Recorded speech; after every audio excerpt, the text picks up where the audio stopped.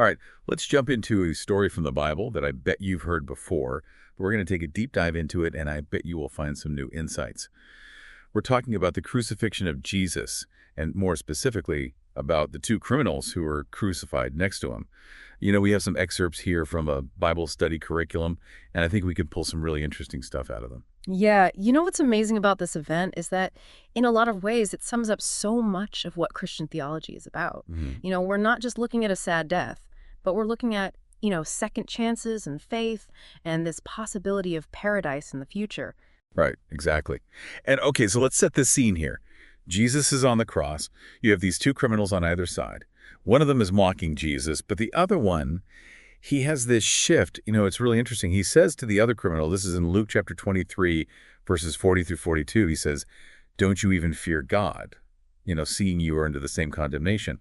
And then he goes, and, we are justly condemned because we're getting what we deserve for what we did. But this man, talking about Jesus, has done nothing wrong. And he says to Jesus, "Lord, remember me when you come into your kingdom." That statement by the criminal is just fascinating, because it shows such a quick change of heart. He goes from, maybe even mocking Jesus, like the other criminal, to suddenly realizing that, oh, wow, there is a God, and I have sinned, and this man, Jesus, he's innocent.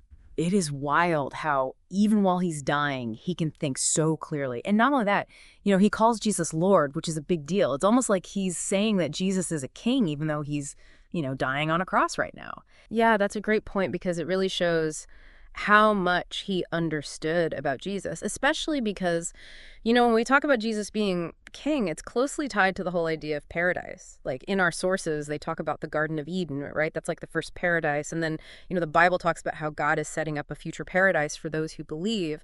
So this criminal, by calling Jesus Lord, it's like he's saying he believes in this kingdom and he wants to be a part of it. And then he asked Jesus, "Remember me when you come into your kingdom." Yeah. Which is pretty incredible. It's not like he's demanding to be saved. He's just asking to be remembered. Mm. That just shows how much faith he had. You know what I mean? For sure, for sure. And the timing of his request, he's literally on the verge of death. So it really emphasizes that salvation can come at any moment through faith in Jesus. Like, it's not about trying to be good for years. It's about that moment when you realize who Jesus is. And Jesus, he responds right away. He doesn't even hesitate.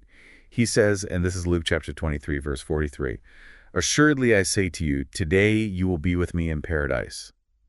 No strings attached, no waiting. He just lays it out. And that brings us to paradise, which, there's a lot of discussion about what exactly it is. Like, is it a spiritual place you go right after you die? Or is it something that comes later? But the main idea is that it's this place of total happiness with God. So it's not like people disagree completely. It's just different ideas about what paradise is like. Right. Yeah, exactly. But either way, it's definitely the opposite of hell, which, we see in other parts of the Bible. Right, for sure. So we have Jesus talking to the criminal and promising him paradise. But, there's also this Roman centurion who's in charge of everything, and he's watching all of this go down. Yeah. And he has this huge realization, too. Yeah. It's interesting, right? Because this is a guy who sees death all the time. This is his job. But he realizes something big is happening. Yeah, like in Luke 23:47, he says, "Surely this was a righteous man."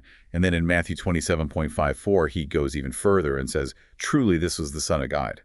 It seems like even this tough Roman soldier could see that this was more than just an ordinary execution. Exactly. It just shows that Jesus' death was something totally different. Like, it wasn't just some random guy being killed. It's like he could sense how important it was, even if he couldn't fully understand why. Right. Right. And then, on top of all this, Mark chapter 15, verses 33 through 39, describe a bunch of crazy things happening at the same time. The sky goes dark, the curtain in the temple tears in half, there's an earthquake, and even some dead people come back to life. And those weren't just random events, there were signs pointing to how important this moment was and how much things were about to change. For example, that curtain in the temple. Yeah. Well, it separated the Holy of Holies, which was like the most sacred place in the whole temple. When it ripped from top to bottom, it was like this powerful symbol showing that there was a new way for people to connect with God. Like the old way was gone, Yeah. and there was the new path opening up. Exactly, like a visual representation of all the barriers between God and humanity being broken down.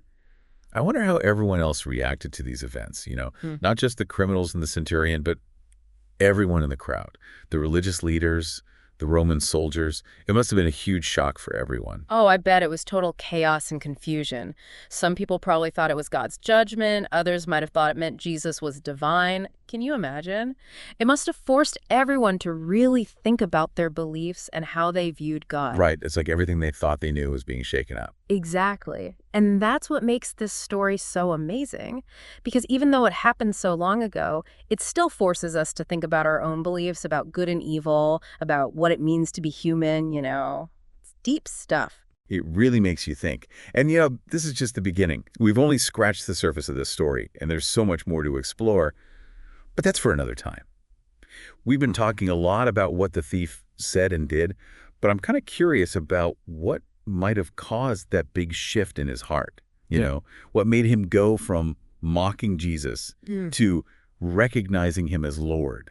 That's a good question. I mean, we can't really know exactly what was going on in his head. Right? But, our sources suggest something really powerful must have happened to change his view. It's like a reminder that change can happen when you least expect it, and from things you wouldn't expect. That's true. And it's not like this is all happening in a vacuum. Remember all those dramatic events happening around them? The darkness, the earthquake, the temple veil being torn in two. Absolutely. I wonder maybe those things played a role, Like maybe they shook him out of his old way of thinking. Yeah, that's a great point. Those events weren't just random things happening. They were like big signs pointing to how important this moment was. Like take that temple veil, for instance. Okay, yeah. It was this huge barrier separating the Holy of Holies, the most sacred part of the temple, from the rest of the space.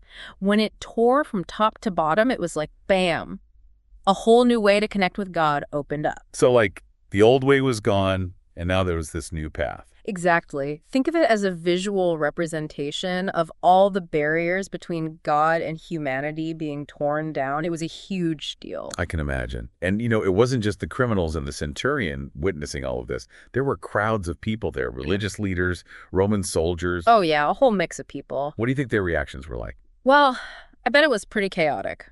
A lot of confusion. Right. Some folks probably thought it was God's judgment, Others maybe saw it as proof that Jesus really was divine. That makes sense. Yeah. It must have been a lot to take in. For sure. It must have been a real moment of truth for everyone there, forcing them to confront their deepest beliefs about the world and about God.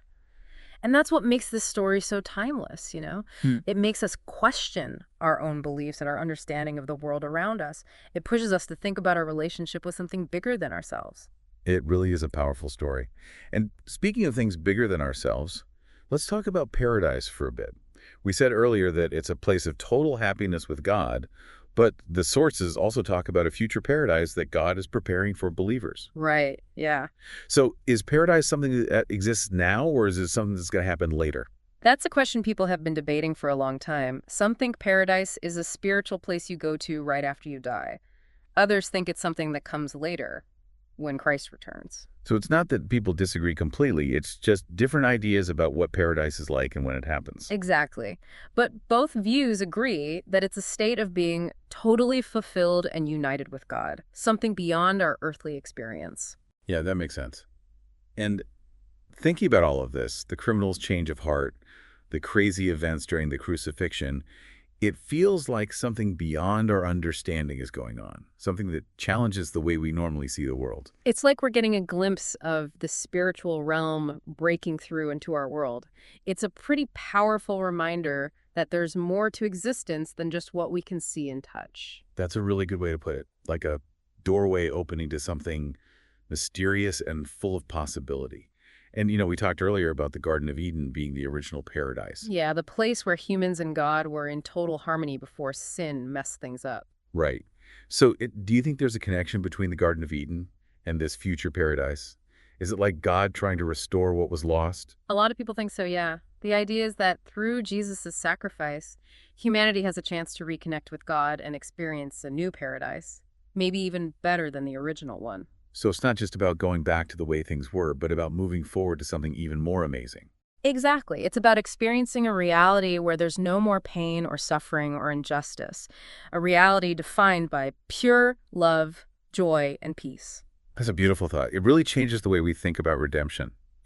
It's not just about being forgiven for our mistakes, but about taking part in a future filled with hope and possibility. And that message really speaks to people from all walks of life, across all of history. This desire for paradise, for a place of ultimate peace, it seems to be built into us as humans. Yeah, that makes sense. We all want something more than the struggles and limitations of this world. Definitely. And this story about the repentant thief happening right in the middle of the crucifixion, it reminds us that even in the darkest times when it feels like there's no hope, there's always a chance for change, for forgiveness, for a better future. It's a powerful message of hope. It really is. Okay, so we have this incredible scene, the crucifixion, all the dramatic events, the thief finding salvation, and then the centurion proclaiming Jesus is the Son of God. It feels like all these pieces are coming together to create something truly meaningful. It's a profound moment, for sure. And we have to remember, it's not just an isolated event. It's part of a much bigger story that stretches back to the beginning of creation and forward into eternity. So how do we connect these individual events to the bigger picture? What does this story tell us about God's plan for humanity? Now that is where things get really interesting. Okay, so we've been talking about all these specific moments during the crucifixion, but I think it's important to step back and look at the bigger picture. Like, what does all of this mean for humanity as a whole? Yeah. We're talking about huge concepts here, right? Yeah. Salvation and good versus evil, and even like the meaning of life. Yeah, absolutely. It's a lot to unpack. Our sources really emphasize this idea that God, from the very beginning, wanted to be close to humanity. Yeah. The Garden of Eden.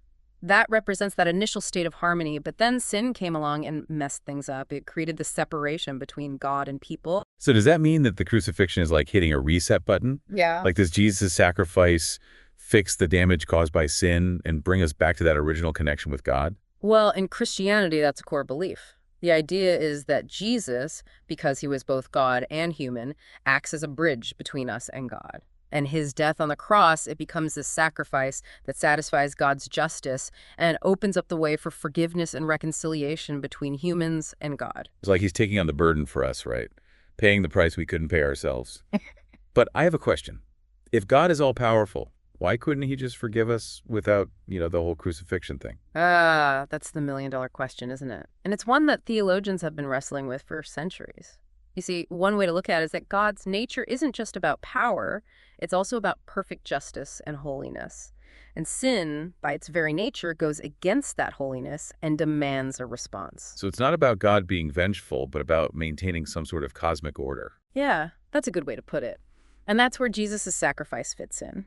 He willingly takes on the way of sin, the punishment that we deserve, and that allows us to be reconciled with God without, compromising his justice. It's a powerful concept, for sure. It really shows the depth of God's love for us and how far he's willing to go to fix that broken relationship. Absolutely. And it's not just about going back to how things were, it's about creating something even better. Remember how the sources talked about a future paradise that's even more glorious than the Garden of Eden? That points to a real transformation, a stepping up to a whole new level of existence. Right, yeah, I remember that. But I wonder, is this future paradise just for those who believe in Jesus, or is it for everyone? Well, that's a question that leads to a lot of different interpretations. Some believe that salvation is only for those who accept Jesus, while others have a more inclusive view and think that God's grace reaches everyone in some way. So, no easy answers there, it seems. But either way, this idea of a future paradise really offers a message of hope, especially in a world that can feel so messed up sometimes, Definitely. It speaks to that deep longing we all have for a reality where suffering and injustice don't exist anymore, a reality full of perfect love, joy, and peace. And even if we don't fully understand it, it's something worth striving for, right? Absolutely. And that's what makes this whole deep dive so valuable. It makes us grapple with these big questions, explore different points of view, and really think about the deeper meaning behind these stories and how they connect to our lives today. It's like peeling back the layers of an onion, Each new insight reveals even more depth and complexity. Exactly. And the amazing thing is, even though these events happened so long ago, they still have the power to affect us today. They make us question our assumptions and challenge us to think differently about ourselves, the world, and our relationship with God. So as we wrap things up here, I'm curious, what has really stood out to you during this deep dive? How has exploring the story of the repentant thief and the crucifixion changed the way you think about faith, redemption, and the possibility of a future paradise? For me, I think the biggest takeaway is that even when things seem hopeless, Even in the darkest of times, there's always a chance for change, for forgiveness, and for a future filled with possibility. It's a powerful reminder that light can always break through the darkness. That's a beautiful thought and a great message to end on. Thanks for joining us on this deep dive into such a profound and thought-provoking story. Keep exploring, keep questioning, and keep searching for those insights that help us understand the mysteries of our world and the depths of our own hearts. Until next time.